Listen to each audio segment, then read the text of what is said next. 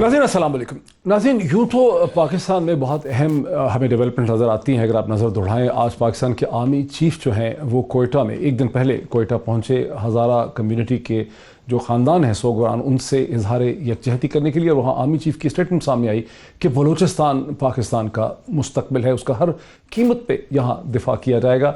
इससे चंद दिन पहले 9 तारीख को जब प्राइम मिनिस्टर ऑफ पाकिस्तान जनाब इमरान खान साहब कोयटा पहुँचे तो उन्होंने खुल के इशारा किया कि कोयटा की ट्रेजिडी में हिंदुस्तान की इंटेलिजेंस एजेंसीज़ जो हैं उनकी दहशतगर्दी का हाथ जो है वो नज़र आता है। इससे मिलती जुलती सूरत हाल आज हमने कराची सिंध में भी देखी, जहाँ कराची पुलिस ने एक ऐसे दहशतगर्द ग्रुप अस्कर हुसैन ग्रुप को गिरफ्तार किया, उनसे एक्सप्लोसिव मटेरियल डिस्कवर किया और जिसका ताल्लुक जो है हिंदुस्तान की इंटेलिजेंस एजेंसी रॉ से बताया जाता है। पाकिस्तान भर में जो ज्वेलर्स हैं, जो जोहरी हैं, ज्वेलर्स हैं, प्रॉपर्टी एजेंट्स हैं और chartered accountant federal board of revenue की उन नए रेगुलेशन से जिनमें उन्हें इन्फॉर्मेंट का दर्जा दिया गया है खासे परेशान नज़र आते हैं। तो तमाम चीज़ें हैं जिन पे हम बात करने की कोशिश करेंगे। लेकिन जब हम पाकिस्तान की मेन स्ट्रीम पॉलिटिक्स पे नज़र दौड़ाते हैं तो हमें हुकूमत वक्त और उसकी अपोजिशन के दरमियान एक शाउटिंग मैच जो है वो बदस्तूर जारी नज़र आता है। तमाम इसका फोकस जो है वो पहले से थोड़ा सा इसमें फ़र्क पड़ गया है। पहले इसका फोकस खालिस्तान पीडीएम के धरनों में उनके जुलूस, उनके रैलीज़, उनकी रेजिग्नेशन की बात और लॉन्ग मार्च और हुकूमत को हटाने के हवाले से था। लेकिन गुज़श्ता 48 घंटों में इसने एक पलटा खाया, एक यू टर्न खाया और अब ईरानी नजाद बरतानवी शहरी कावे मुसावी की जो स्टेटमेंट्स और इंटरव्यूज़ हैं और उसके ऊपर मसलसल पाकिस्तानी सियासत जो है वो खेल रही है। याद रहे कि कावे मुसावी जो है ब्रॉडशीट इन्वेस्टिगेटिव एजेंसी ब्रॉडशीट के चीफ एग्जीक्यूटिव ऑफिसर हैं, सीईओ हैं और उनकी जो स्टेटमेंट्स उनके इंटरव्यूज़ चले आ रहे हैं उसके ऊपर पाकिस्तानी सियासत की सूरत हाल यहाँ तक पहुँच चुकी है कि गुज़श्ता शब बैरिस्टर शहजाद अकबर साहब ने पहले मरियम औरंगज़ेब साहिबा को PMLN की लीडर और फिर उज़मा बुखारी साहिबा को 50-50 करोड़ रुपए के हद तक की इज्जत के उन्होंने हर जाने के दावे जो हैं वो उन्होंने अदालत में उनके ख़िलाफ़ फ़ाइल किए। ये सूरत हाल कहाँ खड़ी है? दूसरी अहम डेवलपमेंट ये है कि अब से चंद घंटे पहले पाकिस्तान के कम से कम 5 जो फेडरल वज़रा हैं, ये वज़रा का स्टेटस रखते हैं, लीडर, उन्होंने इस्लामाबाद में बैठ के एक प्रेस कॉन्फ्रेंस की अपोजिशन की उस मुमकिना रैली और जुलूस के हवाले से जो कि अपोजिशन की जमातें इलेक्शन कमीशन पाकिस्तान के बाहर 19 तारीख को देना चाहती हैं। इस हवाले से हम बात करेंगे। मुझे आज की इस पहली नशस्त में ज्वाइन कर रहे हैं वफाकी वज़ीर शफ़कत महमूद साहब। वफाकी वज़ीर तालीम है, इंपॉर्टेंट मेंबर हैं, सीनियर रहनुमा है पाकिस्तान तहरीक इंसाफ के, प्राइम मिनिस्टर इमरान खान की कैबिनेट के मेंबर हैं। Very warm welcome to him. उनके साथ ही PMLN के सीनियर रहनुमा मलिक अहमद खान साहब जो MP हैं पंजाब से और साबिक तर्जुमान रह चुके हैं हुकूमत पंजाब के, वो भी हमें इसी नशस्त में ज्वाइन करेंगे। शफ़कत महमूद साहब अस्सलाम वालेकुम, मलिक अहमद खान साहब अस्सलाम वालेकुम। मलिक अहमद खान साहब, बहुत महीने पहले जब शहबाज शरीफ साहब पे वॉल स्ट्रीट जर्नल ने इसी किस्म का एक इल्ज़ाम लगाया था तो आपने कहा था कि आपको बड़ी हैरानगी होगी अगर शहबाज शरीफ साहब ने कोई हर्जाने का दावा ना किया। और शहबाज शरीफ साहब ने बहुत महीनों के बाद इस किस्म का एक नोटिस बहरहाल भिजवाया ज़रूर था। नहीं, वो एक बरतानवी फर्म को भिजवाया था, वॉल स्ट्रीट जर्नल पे तो शायद उन्होंने नहीं भिजवाया। लेकिन नवाज़ शरीफ साहब बरतानिया में है, कावे मुसावी भी बरतानिया में है, वो मसलसल नवाज़ शरीफ साहब के बारे में इस किस्म की हद तक आमेज़ स्टेटमेंट्स दे रहे हैं, बहुत एहतमाद से दे रहे हैं। आप देख रहे हैं कि बैरिस्टर शहजाद अकबर ने तो कम से कम नोटिस ज़रूर भिजवाएँ उज़मा बुखारी साहिबा को, मरियम औरंगज़ेब को। क्या नवाज़ शरीफ साहब भी कानूनी काराजोई करेंगे, कानूनी एक्शन लेंगे, लीगल एक्शन लेंगे कावे मुसावी के ख़िलाफ़? जी डॉक्टर साहब, अगर आपका बहुत शुक्रिया। देखिए, इसमें बुनियादी बात तो ये है कि अगर जो लंदन हाई कोर्ट की जजमेंट जिस पे ये सारी बात पूरी बहस खुली हुई है, तो जो भी उसका कॉग्निजेंट है, अगर गवर्नमेंट ऑफ पाकिस्तान के ख़िलाफ़ वो जजमेंट पास हुई है तो ऑब्वियसली ये इनके पास है, इनकी एब्सोल्यूट वो, क्योंकि ये पार्टी है उसमें, और अगर वो जजमेंट इनके पास है तो उसको पब्लिक कर दें, पता लग जाए कि उस जजमेंट में क्या तफसील है और क्या नहीं है। बाकी सारी बात करने की तो ज़रूरत ही ख़त्म हो जाएगी। दूसरी इंपॉर्टेंट बात यह है कि अगर उन्होंने कुछ मियां नवाज़, लेकिन मलिक साहब वो तो एक अलग बहस है जो वो कह रहे हैं। नहीं, मैं इसी बहस की तरफ आपके पास आ रहा हूँ। देखिए ना कि अगर ये जो वो कह रहे हैं, देखिए ना, जजमेंट का तो बैरिस्टर शहजाद अकबर से भी कोई ताल्लुक नहीं है। नहीं, देखिए बैरिस्टर शहजाद अकबर का भी कोई ताल्लुक नहीं है। जब मरियम औरंगज़ेब ने और उज़मा बुखारी ने उन पर इल्ज़ाम दिया किक बैक मांगने का, वो तो कावे मुसावी की स्टेटमेंट्स में से नतीजा अखज़ किया ना मरियम औरंगज़ेब साहिबा, उन्होंने तो उनको नोटिस दे दिया 50 करोड़ रुपए। देखिए, जी मैं आपसे यही कह रहा हूँ ना कि अब नोटिस अगर उन्होंने मरियम को और उज़मा को दिए है तो वो दोनों जब उनके नोटिस का जवाब देंगे तो उसमें वो अपनी तरफ की बात कि क्या उन्होंने कहा और उसको वो कैसे उसकी वजाहत करती हैं और क्या वो बताती हैं उस नोटिस के रिप्लाई में वो क्या कहती हैं। नोटिस इटसेल्फ जो वो भेज रहे हैं उसमें तो उन्होंने उसका जवाब भी उनसे मांगा है ना कि वो कैसे कहते हैं कि उन्होंने ये जो बात की है कि वो हकाइक पर मबनी की है। तो अब अगर वही इंटरव्यू जो है वो बेसिस बन सकता है उस बुनियाद पे जिस पे वो नोटिस उनको भेज रहे हैं, तो इसी पे अगर कोई उन्होंने ऐसी बात की है जो मियाँ साहब के लिए उन्होंने गलत की है तो उस पर भी उसको लीगल एक्शन जो ड्यू होगा वो हो जाएगा, वो तो दैट स्टैंड्स देयर। लेकिन असल सवाल जो इस अच्छा आप एक्सपेक्ट करते हैं उठता है वो सवाल यही जी देखिए ना, असल सवाल यही उठता है कि अब पूरी जितनी भी ये पूरी ये ब्रॉडशीट से मुतल्लिक या ये जो उनके वो जो वो हैं साहब जो बार बार बयान दे रहे हैं, तो उनकी अगर आपने कोई चीज़ को किसी बात को तस्लीम करना है नहीं करना जो भी है वो बेसिकली तो लंदन हाई कोर्ट की वो जजमेंट इम्पॉर्टेंट चीज़ है, तो उसको पब्लिक करने में क्या हर्ज है? गवर्नमेंट उसको क्यों नहीं पब्लिक कर रही? मलिक साहब बात क्लियर नहीं हुई क्योंकि उसी कावे मुसावी अच्छा है या बुरा है उसी की स्टेटमेंट्स को इस्तेमाल करके आपके पार्टी के तमाम ओहदेदार जो हैं वो बैरिस्टर शाहजाद अकबर पर चढ़ धोड़े हैं। वही कावे मुसावी जो है वो नवाज शरीफ साहब के बारे में भी स्टेटमेंट दे रहे हैं, लेकिन नवाज शरीफ साहब खामोश हैं। मैं फिर इसके ऊपर आता हूँ, ज़रा शफकत महमूद साहब को इसमें लेके आऊँ। शफकत महमूद साहब, ये तो बड़ा अच्छा किया आपके कुलीग ने बैरिस्टर शाहजाद अकबर साहब ने कि उन्होंने हरजाने के दावे भेज दिए 50-50 करोड़ के उज़मा बुखारी को और मरियम औरंगज़ेब साहिबा को, लेकिन पाकिस्तान में जो तारीख है इसके लॉ सूट्स की वो बड़ी अजीब व गरीब है। वो मैं आपके सामने रखता हूँ, स्क्रीन पे भी लोग देख सकेंगे। अगस्त 2019 में प्राइम मिनिस्टर इमरान खान ने 10 अरब रुपए का एक लॉ सूट जो है वो नजम सेठी साहब के खिलाफ स्लैंडरस क्लेम्स पे दायर किया। उसका आज तक कोई मेरा ख्याल फैसला नहीं हो सका। जून 2020 में सिंथिया रिची ने 150 मिलियन का यानी 12 करोड़ का लीगल नोटिस यूसुफ रजा गिलानी साहब को भिजवाया। इससे पहले जस्टिस रमदे ने अक्टूबर 2014 में प्राइम मिनिस्टर, उस वक्त प्राइम मिनिस्टर नहीं थे, इमरान खान साहब को भी एक नोटिस भिजवाया, माफ़ी मांगे या करें। फिर MQM ने 5 अरब रुपए का एक डिफेमेशन सूट जो है वो जुलाई 2013 में इमरान खान साहब के खिलाफ दाखिल किया। और अब और शहबाज शरीफ साहब ने भी एक इसी किस्म की एलिगेशंस का जुलाई 2017 में उन्होंने इमरान खान साहब के खिलाफ 10 अरब रुपए के नोटिस दिए। तो ये तो ज़्यादातर नोटिस तो इमरान खान के खिलाफ ही आए, सबके खिलाफ आए, फैसला किसी का भी नहीं हो सका। शफकत महमूद साहब, इसकी क्या वजह है? इसका मतलब है कि हमारे यहाँ तो फिर ये बिल्कुल मामला सीरियस नहीं है, डिफेमेशन वाला, कोई भी कुछ कह दे। शुक्रिया मोहित। बात यह है कि यही वजह है कि हमारे बहुत सारे मामला जो हैं वो खटाई में पड़ जाते हैं, इसलिए कि जो निज़ाम है वो आगे चलता नहीं है और हद के इज़्ज़त जो है वो उसका कोई कम ही है कभी किसी दावे का कोई नतीजा निकला हो, जैसे आपने बहुत सारी मिसालें दी। और मेरा ख्याल है कि ये बहुत बड़ी खामी है और इस खामी को दूर करना पड़ेगा और उससे मीडिया भी एक लिहाज से इफ़ेक्ट होती है और जो पॉलिटिशियन या पब्लिक फिगर्स हैं वो भी इफ़ेक्ट होते हैं, क्योंकि आप जो मर्ज़ी कह लें और अगर उसका नतीजा नहीं निकलना और कोई हद के इज़्ज़त का जो दावा है उसका किसी अंजाम तक नहीं पहुंचना तो फिर कोई फ़ायदा नहीं है। तो ये तो एक बहुत बड़ी निज़ाम की ख़राबी है।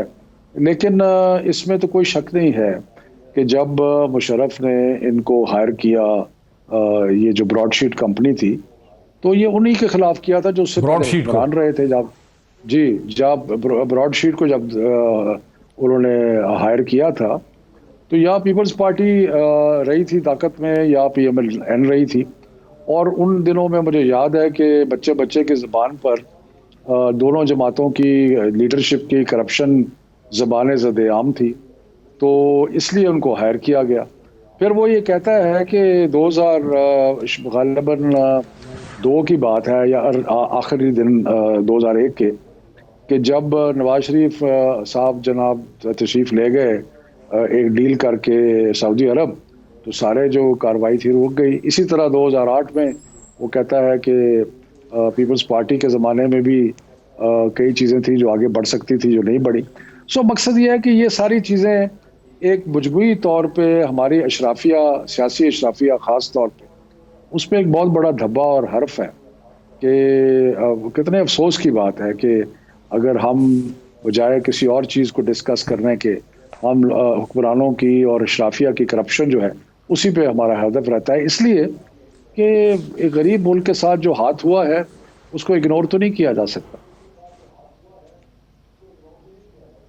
नहीं किया जा सकता। तो तमाम हमारी पॉलिटिक्स की ऑप्टिक्स इस पे फिलहाल घूम रहे हैं। फिर आता हूं मलिक अहमद खान साहब की तरफ। मलिक अहमद साहब, पाकिस्तान में तो जैसा मैंने आपको बताया कि इमरान खान साहब ने नोटिस दिए नजम सेठी साहब को। नजम सेठी साहब ने भी कुछ साल पहले उनको नोटिस दिए थे।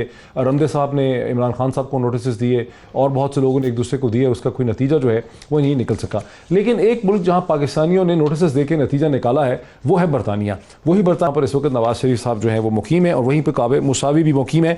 मैं आपको स्क्रीन पर दिखाता हूँ कि दिसंबर में 2020 में रेहाम खान साहिबा ने, जो प्राइम मिनिस्टर इमरान खान की साबका एक्स वाइफ हैं, उन्होंने अपॉलॉजी टेंडर की अनिल मुसरत साहब को, जो प्रॉपर्टी टाइकून है। उन्होंने पे किसी टेलीविज़न प्रोग्राम में कहीं इल्ज़ाम लगाया था कि रॉकफेलर होटल जो है उसकी गालिबन सेल के अंदर उन्होंने कहा था रूजवेल्ट होटल की सेल में अनिल मुसरत जो है उनका कोई रोल है और उस पर उनको माफ़ी मांगनी पड़ी। इससे कुछ अरसा पहले नवंबर 2019 में एक पाकिस्तानी टेलीविज़न चैनल को माफ़ी मांगनी पड़ी और शायद जुर्माना भी देना पड़ा जब रेहाम खान साहिबा ने कहा कि शेख रशीद साहब ने टेलीविज़न चैनल के एक प्रोग्राम में बैठ के उनके बारे में गलत बातें की थी, गैर मुसद्दक़ा बातें की थी।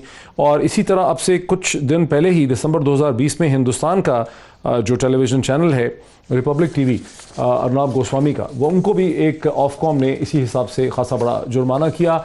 और हम जानते हैं कि पाकिस्तान की मीडिया पर्सनैलिटी जो है मीर शकील रहमान साहब, उन्होंने भी एक टेलीविज़न चैनल से माफ़ी मंगवाई है। बहुत बड़ा जुर्माना उसको बरतानिया में हुआ था। तो मलिक अहमद खान साहब, ये तो एक मैंने बैकग्राउंड आपको बताया, ये तो बात समझ आती है कि नवाज शरीफ साहब जो हैं वो 3 टाइम पाकिस्तान के प्राइम मिनिस्टर हैं। वो इस वक्त लंदन में मुकीम है। कावे मुसावी मसलसल जो हैं उनके बारे में ये इल्ज़ामात लगा रहे हैं करप्शन के। उन्होंने जो वीडियो मैंने आपको सुनाई है उसमें उन्होंने ये कहा है कि हमें तो एवन फील्ड अपार्टमेंट्स में हमारा इंटरेस्ट बल्कि कम हो गया इसलिए कि अरबों डॉलर्स की और करप्शन जो है वो हमारे सामने आ गई, जिसको हम बल्कि शेयर करना चाहते थे। गवर्नमेंट ऑफ पाकिस्तान ने उसको फॉलो नहीं किया। तो इस पे नवाज शरीफ साहब का तो एक्शन अब तक आ जाना चाहिए था, लीगल नोटिस की बात। ये मुझे थोड़ी सी परेशानी है कि क्या नवाज शरीफ साहब सही मान रहे हैं कावे मुसावी की स्टेटमेंट्स? नहीं डॉक्टर साहब, देखिए मैं मतलब इसमें 2 बातें अब आपसे दरख्वास्त भी करूंगा कि kindly hear me out on this. देखिए ये मामला एक 2 कॉन्ट्रेक्चुअल पार्टीज़ का, वो कावे मुसावी जो हैं वो गवर्नमेंट ऑफ पाकिस्तान की उस कॉन्ट्रेक्चुअल ऑब्लिगेशन की इन्फोर्समेंट के लिए कोर्ट में गए और अगर उनको ये कहा जाए कि वो प्रॉपर्टी जो भी किसी और की मलकियत है उसकी अटैचमेंट, क्योंकि नैब के कोर्ट की एक जजमेंट उनके ख़िलाफ़ है और उसकी प्रोसीडिंग अभी एपलेट जुरिस्डिक्शन में पाकिस्तान में पेंडिंग है और हाई कोर्ट की वो जजमेंट जो है वो उसमें कावे मुसावी के पास अगर ये हो कि उसने गवर्नमेंट से कॉन्ट्रेक्चुअल ऑब्लिगेशन जो गवर्नमेंट ऑफ पाकिस्तान की थी और वो इनके अकाउंट्स फ्रोजन कराने के बाद वो उनसे वहाँ से लेती है, तो दिस ऑल टुगेदर वो तो एक इंटरेस्टेड पार्टी है, गवर्नमेंट ऑफ पाकिस्तान के ख़िलाफ़ है और उसका जो केस है वो डिफरेंट बहस, बिल्कुल मुख्तलिफ नोयत की बहस है जिसको आपने बिल्कुल ही एक लेकिन ये तो एक अलग बहस है ना। उन इंटरव्यूज़ पे देखें ना, मेरी बात सुने, नहीं देखें, नहीं मेरी बात सुने ना, देखें ठहरे। असल सवाल ये पैदा होता है कि ये अगर कोई सवाल उठता है तो नैब पे उठता है कि एक ला हासिल यानी एक शराब के पीछे दौड़ते अरबों रुपए, जिसमें नैब पे कैसे उठता है जब नवाज शरीफ पे वो इल्ज़ाम लगा रहे हैं? और ये जो आप कावे मुसावी, नहीं यार देखें ना डॉक्टर साहब, नवाज शरीफ के ऊपर लगे इल्ज़ाम का तो सवाल जो हम कह रहे हैं कि इस कावे मुसावी का क्लेम तो गवर्नमेंट ऑफ पाकिस्तान के खिलाफ है ना, तो नवाज शरीफ को उधर किधर ले आए? कैसी अजीब बहस है। और अगर आज वो ये कहें कि वो जो उनकी जजमेंट, अगर आपके पास गवर्नमेंट ऑफ पाकिस्तान के पास वो जजमेंट है, देखिए ना, एक सेकंड ठहरे प्लीज, मैंने आपसे कहा था हेयर मी आउट। ठीक, सवाल ये है कि जो ये पूरा मामला है, क्या कोर्ट की प्रोसीडिंग से बाहर कोई बात हो रही है? अगर हो सकती है तो आप मुझे बता दें। और यही फर्क है लंदन में और पाकिस्तान में।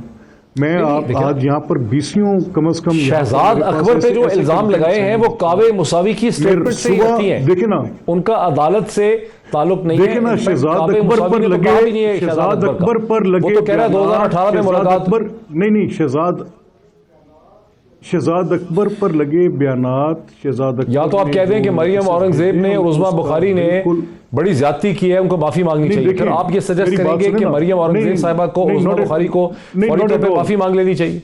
नॉट एट ऑल, बिल्कुल नहीं। मैं ये सजेस्ट करूंगा कि बड़ा उनको नहीं मांगनी चाहिए, इनको शहजाद अकबर साहब को उनको देना चाहिए, उनको देना। क्यों मांगे माफी? अगर ये मेरी आप बात सुने ना, देखिए डॉक्टर साहब, अगर शहजाद अकबर साहब ने एक लीगल नोटिस भेजा है जो मरियम औरंगजेब को और अपना उस्मा बुखारी को दिए है, तो उसका बड़ा बिफिटिंग आंसर उनको मिलेगा उसमें। और अब मेरी दुआ होगी और कोशिश होगी कि शहजाद अकबर साहब, लॉजिक नहीं ना आपकी जुड़ रही है, सही ये ट्रायल लेकर तो चले।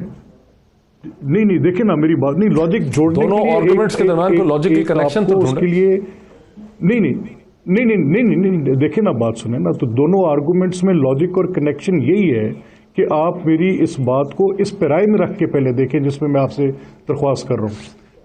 पहला सवाल ये है कि आप जो मियां नवाज शरीफ साहब वाली बहस बीच में खींच के लाते हैं, वो आप इसलिए खींच के लाते हैं कि आप समझते हैं कि कोर्ट की जजमेंट जो है उसमें एक प्रॉपर्टी ऐसी गवर्नमेंट ऑफ पाकिस्तान ऑफर गालिबन कर रही है, जो अभी तक हम अजम्पशन पे बात कर रहे हैं ना, कि जो अभी गवर्नमेंट ऑफ पाकिस्तान की अपनी नहीं है। और लंदन की हम तो सिर्फ कावे मुसावी की स्टेटमेंट से बात कर रहे हैं कि वो पब्लिकली ये कह रहा है कि वो करप्ट है और उन्होंने अरबों डॉलर की करप्शन की। चले मुझे एक ब्रेक लेने दीजिए। अगर डॉक्टर साहब अगर आप गौर करें तो मैंने आपसे ये कहा है कि कावे मुसावी की कोई हैसियत कॉन्ट्रेक्चुअल ऑब्लिगेशन और कोर्ट की प्रोसीडिंग से बाहर किसी चीज की नहीं है, ये मैंने आपसे कहा है।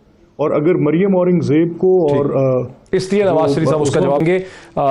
ब्रेक मुझे लेने दीजिए, मैं ब्रेक के बाद इस पे डिस्कशन को आगे बढ़ाते हैं। शफकत महमूद साहब भी मेरे साथ हैं, मलिक अहमद खान साहब भी मेरे साथ हैं। एक ब्रेक लेते हैं, after the break we continue. नाज़रीन वेलकम बैक। मैं सीधा चलता हूं शफकत महमूद साहब की तरफ, जो कि प्राइम मिनिस्टर इमरान खान की कैबिनेट के एक अहम रुकन है, उसके मेंबर हैं, बहुत अहम, बहुत सीनियर रहनुमा है पाकिस्तान तहरीक इंसाफ के। नाज़रीन मैं आपको याद दिलाता हूँ कि आज अब से चंद घंटे पहले 5 फेडरल मिनिस्टर्स ने अपोजिशन की मुमकिना जो एक रैली है, एक जलसा है, एक धरना है इलेक्शन कमिश्नर पाकिस्तान के बाहर जो अपोजिशन 19 तारीख को देना चाह रही है, उसके हवाले से 5 फेडरल मिनिस्टर्स जो हैं उन्होंने एक प्रेस ब्रीफिंग की, जिसमें लॉ मिनिस्टर फारूक नसीम साहब ने बहुत ही दिलचस्प एक एग्जाम्पल भी कोट की। वो मैं सुनाता हूँ फारूक शफकत महमूद साहब को भी और आप सबको भी। Supreme court of Pakistan Faizabad धरने के केस में ये कह चुका है कि हर जगह धरना नहीं हो सकता, हर जगह प्रोटेस्ट नहीं हो सकता। तो अगर हम वाकई कानून और आइन को मानने वाले हैं तो ये सुप्रीम कोर्ट का जो फैसला है आर्टिकल 189 में सब पर बाइंडिंग है, हर आदमी ने उसको फॉलो करना है। प्रोटेस्ट ज़रूर करें, वो आपका राइट है, लेकिन प्रोटेस्ट एज़ पर लॉ, जो कानून आपको इजाज़त देता है। लेकिन अगर कानून के बियॉन्ड कोई चीज़ जाएगी तो फिर लॉ अपना एक्शन ज़रूर लेगा। जी शफकत महमूद साहब, इसमें 2-3 सवाल जो है वो देखने वाले के जहन में पैदा होते हैं। एक तो ये कि सबसे लंबा धरना पाकिस्तान की तारीख में आपकी जमात ने दिया, जिसमें आप खुद भी शामिल थे इमरान खान साहब के साथ। अब आप कह रहे हैं धरने नहीं देने चाहिए, अपोजिशन का तो शायद है भी नहीं कोई 24-48 घंटे से ज़्यादा धरना देने का मूड। फिर ये कि जो काजी फायज़ ईसा साहब का फैसला है वो आज तक ऐसा लगता था कि PTI को या हुकूमत को बहुत पसंद नहीं था, अब उसको आप बेसिस भी बना रही कैबिनेट, इस पर क्या है आपका रद्द अमल? देखिए जी, कानून है, उसको किसी ने दिया हो जो हमें पसंद है नापसंद है, लॉ इज़ द लॉ। और लॉ ले करता है कि एक तो स्टैट्यूट्स होता है और उसकी इंटरप्रिटेशन कौन करता है, कोर्ट्स करते हैं।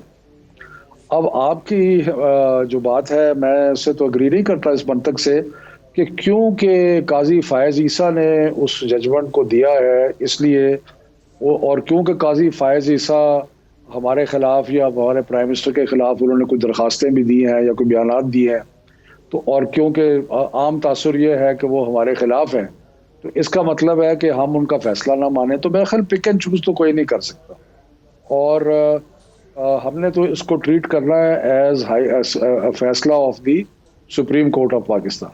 अब सुप्रीम कोर्ट कहता है कि जी जो है वो मैदान जो है परेड ग्राउंड, वहाँ जलसा किया जाए, तो हमने सारे जलसे बाद में वहाँ पे किए। अगर सुप्रीम कोर्ट कहता है कि जी धरना जो है वो नहीं होना चाहिए, तो फिर ये सुप्रीम कोर्ट का हुक्म है।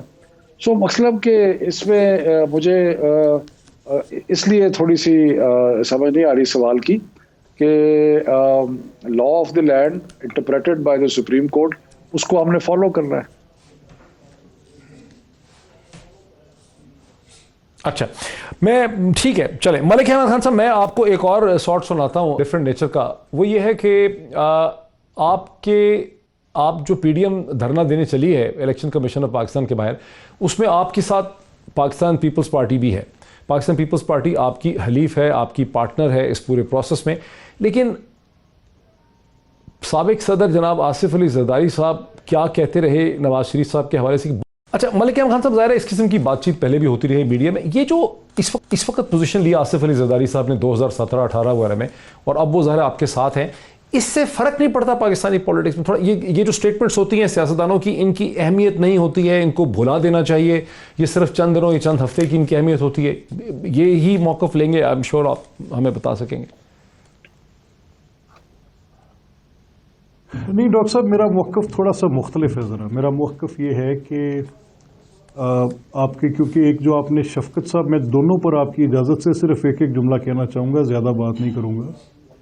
एक तो जो आपने शफकत साहब को सुनवाया फ़रूक साहब की प्रेस कॉन्फ्रेंस का जो सुप्रीम कोर्ट के हवाले से, तो आजकल गवर्नमेंट के पास एक बड़ा अच्छा रास्ता है कि वो एडवाइजरी नेचर में सुप्रीम कोर्ट जाती है। तो ये एडवाइजरी नेचर में अगर सेनेट के इलेक्शन पे जा सकते हैं उसकी मॉरल रीजंस पे, तो इस पे भी चले जाएं और देख लें कि क्या ये पॉलिटिकल रीजंस भी सुप्रीम कोर्ट से दिलवा सकते हैं कि नहीं। क्योंकि ये एक बहुत सारी नए रीत रवाज, तरीके इंसाफ की अपोजिशन और मौजूदा हुकूमत के दौरान कुछ नए सियासी जाविये कायम हो रहे हैं, तो ये भी कायम होता चला जाए। तो ये जहाँ पर मॉरल क्वेश्चंस को सुप्रीम कोर्ट में सेटल करा रही है एग्जीक्यूटिव, तो वो ये पॉलिटिकल क्वेश्चन भी वहीं से सेटल करवा लें। अच्छा, दूसरी रही बात आपकी कि मियां नवाज शरीफ साहब की और आसिफ जरदारी साहब की, बिल्कुल जो मियां साहब की और आसिफ जरदारी साहब की आपने बात देखें, जो आसिफ जरदारी साहब की आपने ये सुनवाई, तो ये हमारी नोन हिस्ट्री है, ये हमारे सामने है। लेट द पीपल बी जज ऑफ दैट, उनको इसका फैसला करने दें। और ये आप जो आज सुनवा रहे हैं, ये बेशुमार दफ़ा लोगों ने खुद डायरेक्टली कलाम शायर बज़ुबान शायर सुन रखा है, तो उसमें लोगों के पास इख्तियार है कि वो फैसला कर लें। और एक मुखासमत की तारीख रही है और उसमें एक दूसरे के ऊपर बड़ी क्लियरली एलिगेशंस भी रही हैं, कोई ढकी छुपी बात नहीं है। आज तहरीक इंसाफ के साथ भी इत्तेहाद में वो जमातें शामिल हैं जिनके मुतल्लिक तहरीक इंसाफ का एक ख़ास पॉइंट ऑफ व्यू था। आज मुस्लिम लीग और पीपल्स पार्टी जो बड़ी आपस में एक वॉरिंग पोजीशन पे थी, एक पीडीएम के प्लेटफॉर्म पे इकट्ठी बैठी हैं। तो पाकिस्तान की सियासी तारीख क्या है और पाकिस्तान का सियासी मुस्तकबिल क्या है? लेट द पीपल बी जज of that, let the people be जज ऑफ दैट। शफकत महमूद साहब, शफकत महमूद साहब, क्या हम कह सकते हैं कि पाकिस्तान की सियासत में असूल दर हकीकत कोई नहीं है? मतलब जैसे जैसे इंटरेस्ट और मफादात बदल जाते हैं, वैसे वैसे आवाम को बेवकूफ़ बनाने के लिए सियासतदान नई चीज़ें ढूंढ लेते हैं या नई स्टेटमेंट देते हैं, लेकिन वो सियासतदान समझते हैं कि उनको सीरियसली नहीं लेना है। नहीं, मेरा ख्याल है कि इसमें कुछ हद तक तो सच्चाई हो सकती है कि बहुत सारी मफादात की जंग होती है, लेकिन मैं समझता हूँ कि हमारी जमात जो है वो तो असूलों के बुनियाद पे चल रही है। हमारा जो एंटी करप्शन के खिलाफ ये जो लेकिन आपने धरना दिया था, हमारा जो धरने तो आपने दिए ना, इतने लंबे चौड़े पार्लियामेंट के बाहर धरना दिया, इतना लंबा हमने धरना दिया, 4 माह का धरना तो सर आपने, और धरना हमने दिया जो कि रिग्ड इलेक्शन के खिलाफ। तो ये तो असूल की बात थी। इसी तरह अगर हम लूट मार के खिलाफ स्टैंड लेते हैं तो वो असूल की बात है। अगर हम साफ सुथरी सियासत की बात करते हैं तो असूल की बात है। अगर हम कहते हैं कि कौम के साथ, बस शफकत सर ये भी तो यही कह रहे हैं ना कि हम एक रिग्ड इलेक्शन के खिलाफ आए हैं, देर से आ रहे हैं, 2.5 साल के बाद है, तो ये भी कई कहते हैं कि रिग्ड इलेक्शन था, हम उसके खिलाफ आ गए हैं, कॉज यही बता रहे हैं। लेकिन इन द मीन टाइम जो मेरा ख्याल है फ़रोग नसीम ने पॉइंट आउट किया है, जो हमारे ज़माने में नहीं था, लेकिन बाद में सुप्रीम कोर्ट का एक फैसला आया जो कि कानून की हैसियत रखता है। तो फ़रोग नसीम तो सिर्फ एक कानूनी पोजीशन बता रहे थे, बाकी जो इनका मुहर्रकात है आने के, वो सौब बिस्मिल्लाह वो इनके है। वैसे मैं आपको ज़िम्नन बताता चलूं कि दोनों जमातों ने, पीपल्स पार्टी ने और नून लीग ने, जो कह रहे हैं कि सही नहीं था इलेक्शन, सिर्फ 25 इलेक्शन पिटीशनें 2018 के इलेक्शन पे की, इससे ज़्यादा कोई पिटीशन नहीं की। और जो 2018 में पिटीशंस हुई उसमें 23 तो तहरीक इंसाफ ने की है। सो बहरहाल अगर इनको इलेक्शन पसंद नहीं है तो करें, एहतजाज करें, लेकिन उसके बाद एक कानून आ गया, उसकी पासदारी करें। मलिक अहमद खान साहब, ये शफकत महमूद साहब का ये जो आर्गुमेंट है, इसको पीटीआई ने बहुत दफ़ा आपको याद करवाया, आवाम को भी, इसमें बड़ा वजन है कि इलेक्शन 2018 के बाद आप लोगों ने कोई खास पिटिशंस नहीं की, कोई एविडेंस लेकर नहीं आए, कोई आपने एविडेंस दिखाई भी नहीं, लहराई भी नहीं आपने कि हेयर इज़ दी एविडेंस, और आप लोग आ गए, फिर आप प्रेसिडेंशियल इलेक्शन का भी हिस्सा रहे, आपने प्रोसेस भी कोई नहीं शुरू किया। अब 2.5 बरस के बाद मुख्तलिफ हीलो बहानों से आप इस चीज़ों को ले रहे हैं, अब ये बहुत लेट नहीं हो गया? इसका जो यानी इसका इफेक्ट क्या रहेगा 2.5 साल के बाद आप आ रहे हैं इलेक्शन कमीशन के बाहर धरना देने के लिए? अच्छा डॉक्टर साहब, देखिए बड़ी इंटरेस्टिंग एक पोजीशन है कि जो आपकी इलेक्शन पिटिशंस होती हैं ना बिफोर द ट्राइब्यूनल, वो इलेक्शन डिस्प्यूट्स पे होती हैं, किसी एक छोटे मोटे मामले पे, किसी एक पोलिंग स्टेशन की, किसी एक काउंट के मामले पे, वो किसी एक इलेक्शन डिस्प्यूट के मुतल्लिक होती हैं। और जो इलेक्टोरल फ्रॉड हो उसका मैकेनिज्म कोई नहीं है कि कहाँ पे बात करें। तो इलेक्टोरल फ्रॉड जब इस तरह का कमिट हो कि यानी उसकी क्या डेफिनेशन है इन होलसम मैनर, मैं सर बताता हूँ जी। उसकी डेफिनेशन ये है कि इन अ होलसम मैनर आप क्या करते हैं कि आपने रिजल्ट्स जो बाउंड थे आफ्टर 7 PM और सो 5 बजे क्लोज हो गए, काउंटिंग एक पोलिंग स्टेशन पे कितने घंटे ले सकती है, और आपने एक मेथड प्रोवाइड किया था RTS का, और RTS का फेलियर आज तक एक्सप्लेन्ड नहीं, हमने नहीं किया था। तो वो जो 14 घंटे का अनएक्सप्लेन्ड, वो मैं बताता हूँ सर, मैं बताता हूँ सर। नहीं आपका नहीं, आपको कथा कलामी कर रहा हूँ, लेकिन एक जुमला सिर्फ कहना चाहता हूँ कि आपका इलेक्शन कमिश्नर भी आपका अपॉइंटेड था, केयर टेकर गवर्नमेंट्स भी आपकी अपॉइंटेड थी, हमने क्या करना था उसके अंदर? नहीं मैं बताता हूँ जी, वो आपने क्या, मैं जी मालिक साहब, बुनियादी रीजन आप चेयरमैन नादरा भी आपके अपॉइंटेड थे। आप मैं आपकी इजाजत से शफ़क़ साहब आपको बुनियादी उसकी रीजन ये दे सकता हूँ कि बिल्कुल आपने दुरुस्त कहा, जिस तरह वो इनऑर्डिनेट एक unexplained delay of goods 14 to 26 hours out of 70% constituencies was never explained, and आज तक भी एक्सप्लेन नहीं है। इसी तरह जो हमारी अपॉइंटेड थे ये लोग, तो वो जब हमारी अपनी गवर्नमेंट थी, तो वो जो कॉन्स्टिट्यूशनल मैंडेट था, एक आईनी हक था कि आपके पास आपने till the last day of your tenure आपकी गवर्नमेंट है, वो 6 महीने पहले स्नैच कर लिया गया था। और जब आपके पास ये रोविंग फिशिंग इंक्वायरीज का इख्तियार हो, आपका कुछ नहीं उसमें लेना देना पीटीआई का, सिर्फ इतना ही ताल्लुक था कि मियां महमूद रशीद जो आपके लीडर ऑफ द ऑपोजिशन थे पंजाब असेंबली में, वो एक पिटिशन लाहौर हाई कोर्ट में करें और उसको honourable chief justice at that time Mian Saqib Nisar, वो उसको सुओ मोटो में कन्वर्ट करके सुप्रीम कोर्ट बुलाएं, और 56 कंपनीज और पूरी पंजाब गवर्नमेंट की तमाम एक्सपेंडिचर, मैं बड़ा क्लियर शफकत साहब को भी जवाब देने जी शफकत साहब। नहीं मैं मेरी गुजारिश सुन लें, मेरी गुजारिश सुन लें, मैं क्या कह रहा हूँ, मैं आखिरी जुमला, मेरा आखिरी जुमला, नहीं मैं ये कह रहा हूं कि जो आपकी पिछली प्री पोल पोजीशन थी और जो आज आपकी पोस्ट पोल पोजीशन है, इन दोनों में से कुछ चीजें वजाहत मांगती हैं। वजाहत ये मांगती हैं कि लोगों का आईनी हक कैसे छीना जाता है, वजाहत ये मांगती हैं कि RTS का सिस्टम कोलैप्स होता है, कि इलेक्टोरल फ्रॉड कमिट होता है। अच्छा मुझे कुछ बोलना दे, इन्हीं बुनियादों पर आज ये एहतजाज। ठीक, अब जरा शफकत साहब का जवाब ले ले ब्रेक से पहले, बिकॉज फिर हमारा वक्त खत्म हो जाए। जी शफकत साहब, इस पे क्या रिस्पॉन्स है आपका? कि ये इनके वजीर आजम थे शायद खाकान अब्बासी, उनके कहने पे केयर टेकर गवर्नमेंट बनी, चीफ इलेक्शन कमिश्नर और इलेक्शन कमीशन के जितने मेंबरान थे वो सारे इनके कहने पे बने, उसके अलावा सूबाई हुकूमतें जो थी वो सारी इनकी मशवरे से और इनकी मुशावरत से बनी। सो सारा जो निज़ाम जिसने इलेक्शन करवाया वो इनका बनाया हुआ और इनका अपॉइंटेड, बल्कि चेयरमैन नैब भी था, ऑल्दो उसका ताल्लुक इलेक्शन से नहीं था, वो भी इन्हीं की अपॉइंटमेंट है।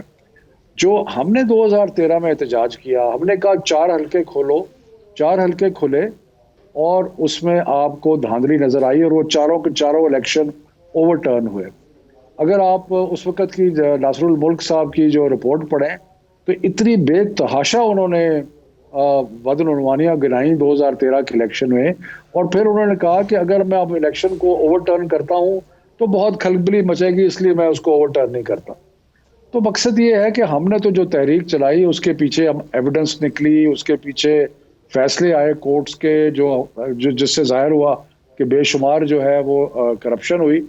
इन्होंने 2018 में टोटल पिटीशन 25 की। ये जो कह रहे हैं होलसेल फ्रॉड किया, उसकी कोई इनके पास आर्गूमेंट नहीं है।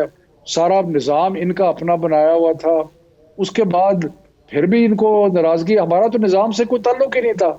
ना हम चीफ इलेक्शन कमिश्नर बनाने में, ना इलेक्शन कमीशन के मेंबर बनाने में, ना केयर टेकर गवर्नमेंट्स बनाने में, ना प्राइम मिनिस्टर बनाने, हमारा तो कोई अमल दखल ही नहीं था। और इसी तरह जो सर्विस अपॉइंटमेंट्स थी उनमें भी हमारा अमल दखल कोई नहीं था। मिलिट्री चीफ भी इनके अपॉइंटेड थे। मतलब गर्ज के सारी गवर्नमेंट जो है या उनकी जितनी मशीनरी है वो इन्हीं की अपॉइंटेड थी। तो ये हमारे पे क्या इल्जाम लगा रहे हैं? अच्छा, ये मलिक अहमद खान साहब बस 1.5 मिनट है, क्या ये मुमकिन है कि दर हकीकत मसला इलेक्शन का नहीं है, मसला ये है कि इलेक्शन के बाद ये हुकूमत जो प्रेशराइज कर रही है करप्शन के चार्जेस पे आपकी लीडरशिप को पीपीपी पीएमएलएन की, उस वजह से आप लोग मुत्तहद हो गए हैं, मसला इलेक्शन का नहीं है। अगर आपको कोई रिलीफ मिल जाए तो शायद आप ये सब कुछ प्रोटेस्ट ना भी करते नजर आए।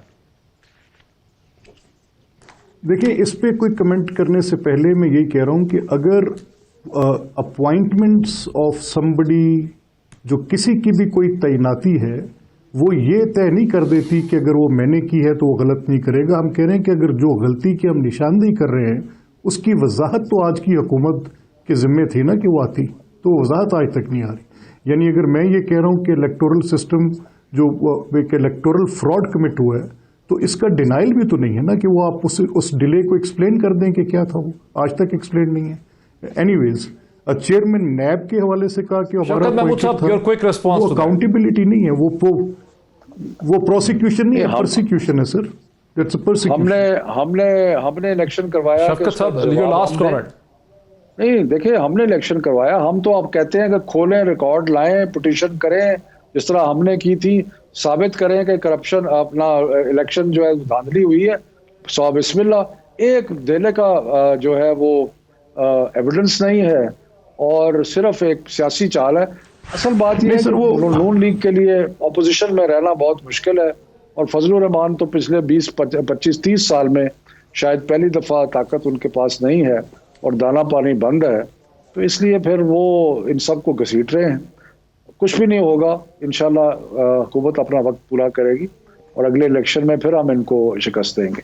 वक्त हमारा इस नशिस्त का, हुकूमत वक्त पूरा कर सकती है, एक नशिस्त का वक्त हमारा ख़त्म हुआ। शफकत महमूद साहब का और जनाब मलिक अहमद खान साहब का बहुत शुक्रिया। 19 तारीख को पाकिस्तान की अपोजिशन इलेक्शन कमीशन पाकिस्तान के बाहर एक धरना या जलसा करने का प्लान बना रही है। उसके हवाले से जो बहस और आर्गूमेंट्स है आपने सुनी, फैसला आपका है। यहाँ पर ये नशिस्त ख़त्म होती है, वापस आएंगे तो हम ये देखेंगे कि पाकिस्तान भर के प्रॉपर्टी डीलर्स, ज्वेलर्स और पाकिस्तान के चार्टर्ड अकाउंटेंट जो हैं वो एहतजाज कर रहे हैं कि फेडरल बोर्ड ऑफ रेवेन्यू की जो नए रेगुलेशन हैं, जिनके तहत उन्हें इन्फॉर्मेंट बनाया जा रहा है फाइनेंशियल ट्रांजेक्शन में प्रॉपर्टी के ऊपर, वो चीज़ गैर मुनासिब है। मार्केट में उसका खौफ है। वो क्यों है खौफ, उस पर बात करते हैं एक ब्रेक के बाद। नाज़रीन, वेलकम बैक। नाज़रीन, जैसा कि मैंने वक्फे से पहले कहा कि फेडरल बोर्ड ऑफ रेवेन्यू जो पाकिस्तान में टैक्स पॉलिसी का जो है प्रीमियम इदारा है, उसने 56,000 प्रॉपर्टी डीलर्स को, ज्वेलर्स को, यानी जोहरी जो हजरात हैं और चार्टर्ड अकाउंटेंट्स को नोटिस दिए हैं। एक SRO के तहत, जो SRO स्टैट्यूटरी रेगुलेटरी ऑर्डिनेंस जो है वो सितंबर 2020 में FBR ने इशू किया, जब पाकिस्तान ने एक एंटी मनी लॉन्ड्रिंग एक्ट के तहत नई लेजिस्लेशन की, कानून साजी की,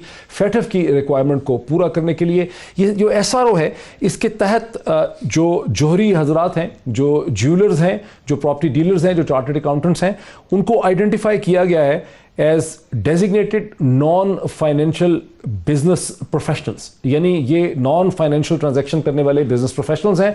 और इनको ये कहा गया है कि ना सिर्फ अपने आप को 10 जनवरी 2021 तक रजिस्टर करें, बल्कि तमाम फाइनेंशियल ट्रांजैक्शंस में जोहरी के सामने, रियल एस्टेट प्रॉपर्टी डीलर के सामने या चार्टर्ड अकाउंटेंट के पास जो भी मामला आएंगे, वहाँ पर वो अगर समझें कि जो शख्स खरीदो फरोख्त के लिए आया है उसकी खरीदो फरोख्त सही नहीं है, उसके पास असासे सही नहीं है, उसका सोर्स सही नहीं है, तो उस पर एक सस्पिशियस ट्रांजैक्शन रिपोर्ट STR जो है वो जनरेट की जाए, नहीं बताया जाए कि इस शख्स के पास ये 1.5 करोड़ 2 करोड़ रुपया लेकर जो आया है प्रॉपर्टी लेने के लिए, ये इसके असासे जो है उसका कोई सोर्स जो है ठीक तरह से पता नहीं चल सका। पाकिस्तान की जो एसोसिएशन हैं वो ये कह रही हैं कि ना सिर्फ कि बिजनेस की क्लाइमेट इससे डिस्ट्रॉय हो जाएगी, बल्कि ये चीज़ उनके लिए करना और इस पर अमल दरामद करना इनके लिए तकरीबन नामुमकिन है। इस हवाले से जो रियल एस्टेट कंसल्टेंट एसोसिएशन है उसकी पोजीशन सामने आ चुकी है। फेडरल बोर्ड ऑफ रेवेन्यू के साथ उनकी एक से ज़्यादा इस पर मुलाकातें हो चुकी हैं। Real estate association consultant association के चेयरमैन एहसान मलिक साहब जो हैं इस वक्त मेरे साथ स्टूडियोज़ में तशरीफ़ रखते हैं, उनसे समझते हैं कि ये मामला है क्या। मलिक साहब, हमारे लिए वक्त निकालने का बहुत शुक्रिया। मतलब क्या इस पे आप प्रोटेस्ट कर रहे हैं? हुकूमत तो मजबूर है, फेटफ लेजिस्लेशन की वजह से उसको एक एंटी मनी लॉन्ड्रिंग एक्ट जो है वो लाना पड़ा है, उसके ऊपर बहुत ज़्यादा दबाव है, और इसी एंटी मनी लॉन्ड्रिंग एक्ट की वजह से ये SRO सामने आया जिस पे आप प्रोटेस्ट कर रहे हैं। जी शुक्रिया मोहित साहब।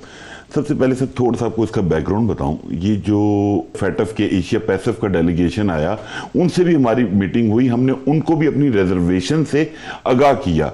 बेसिक इशू ये है ग्लोबली पूरी दुनिया में रिजर्वेशन है क्या आपकी? सर रिजर्वेशन ये है कि सबसे पहला पॉइंट ये है कि जो रियल एस्टेट सेक्टर है इसका लिटरेसी रेट बहुत कम है।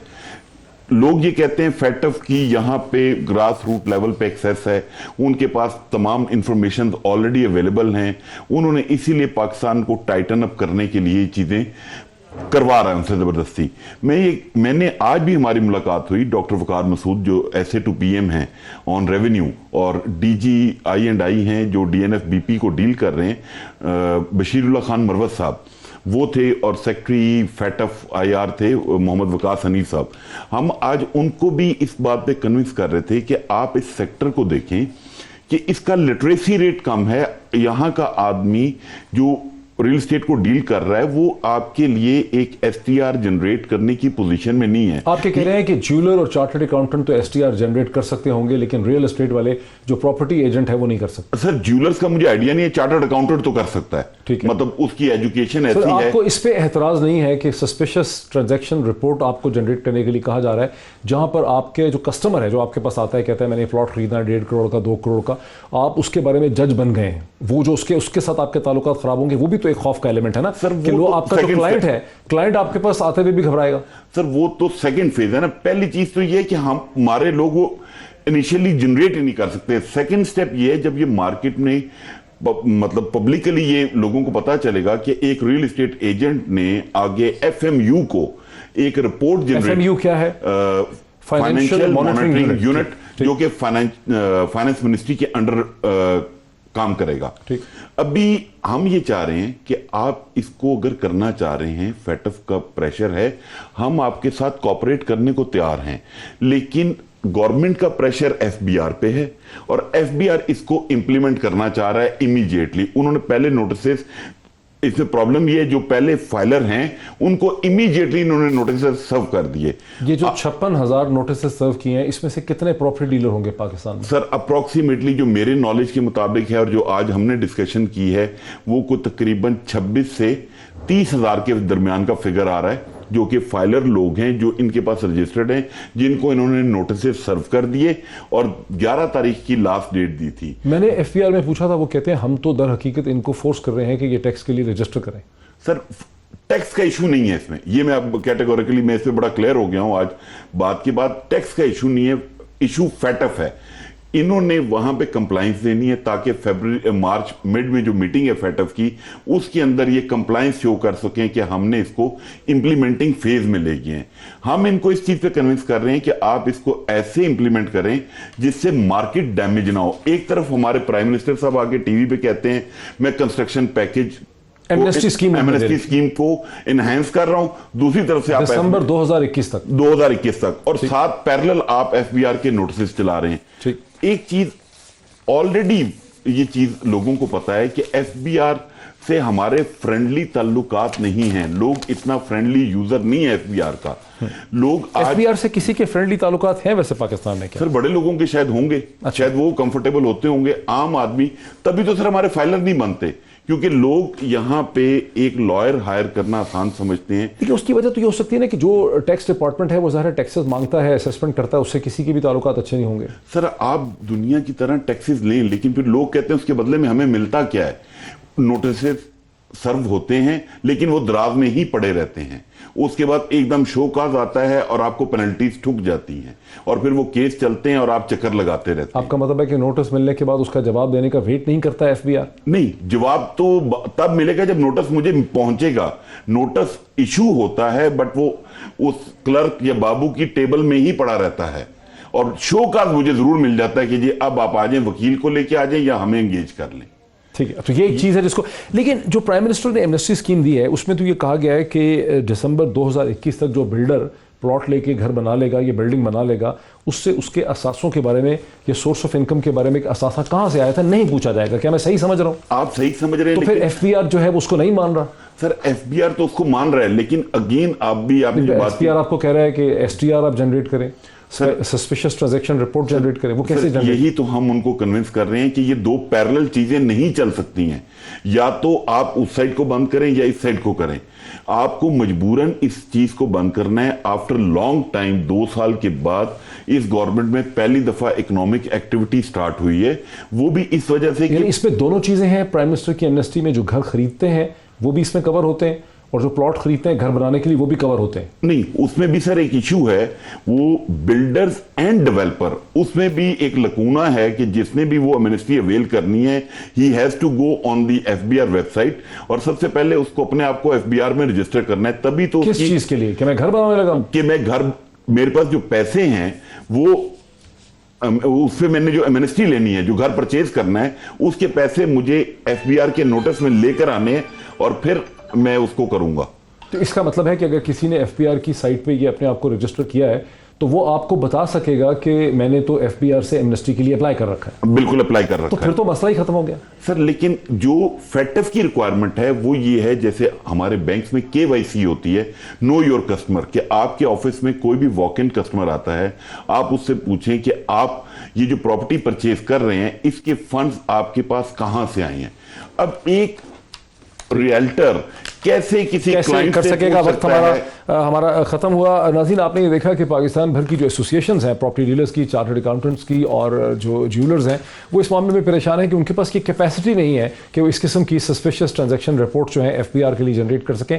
गालिबन एक बेहतर तरीका ये होगा कि एफबीआर अपना एक मैकेनिज्म डेवलप करे, क्योंकि प्रॉपर्टी मुंतकिल तो होती है सीडीए के अंदर या डेवलपमेंट अथॉरिटी होती है, जैसे बहरिया है, जैसे डीएचएज हैं पूरे पाकिस्तान में, और अथॉरिटीज़ हैं, तो वहाँ पर एफबीआर जो है वो एक मॉनिटरिंग मैकेनिज्म डेवलप करे, बजाय इसके कि प्रॉपर्टी डीलर्स को और को मजबूर किया जाए। आज इस पे आज इतना ही, फिर आपसे मुलाकात होती है। बहुत शुक्रिया।